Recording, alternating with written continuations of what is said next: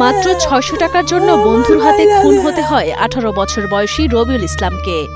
ধার নয় বরং পাওনা ৬০০ টাকা চাওয়াই যেন কাল হয় তার জীবনে। ছেলের নির্মম এমন মৃত্যুর শোক কাটিয়ে উঠতে পারছে না বৃদ্ধা মা সহ পুরো পরিবার। নির্মম এ মৃত্যুর ঘটনাটি ঘটেছে ১৯ ফেব্রুয়ারি বুধবার সকালে পঞ্চগড়ের মাগুরা ইউনিয়নের ঝলইহাট কালিয়াগঞ্জ সড়কে। পাওনা ৬০০ টাকা চাইতে গিয়ে বন্ধু জিসান ইসলাম রহমত ও তার সহযোগীরা রবিউলকে এলোপাতাড়ি মারধর করে এবং বাম চোখে ইট দিয়ে আঘাত করে সেখান থেকে পালিয়ে যায়। পরে স্থানীয়রা রবিউলকে উদ্ধার করে পঞ্চগড় আধুনিক সদর হাসপাতালে নেয়।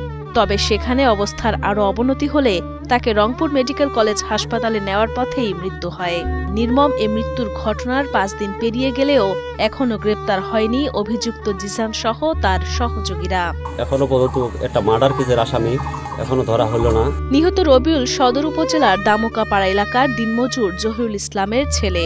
মূল অভিযুক্ত জিসান ও ৪ সহযোগীর নাম সহ অজ্ঞাত আরও ৪-৫ জনকে আসামি করে পঞ্চগড় সদর থানায় হত্যা মামলা দায়ের করে নিহতের পরিবার। হত্যাকারীদের গ্রেফতার করে দৃষ্টান্তমূলক শাস্তির দাবি জানান নিহতের পরিবার ও এলাকাবাসী। আসামিদের গ্রেপ্তারে অভিযান অব্যাহত রয়েছে বলে জানিয়েছে পুলিশ। এই ঘটনায় যারা জড়িত অপরাধী প্রত্যেককে আমরা দ্রুত গ্রেপ্তার করে আইনের আওতায় নিয়ে আসবো।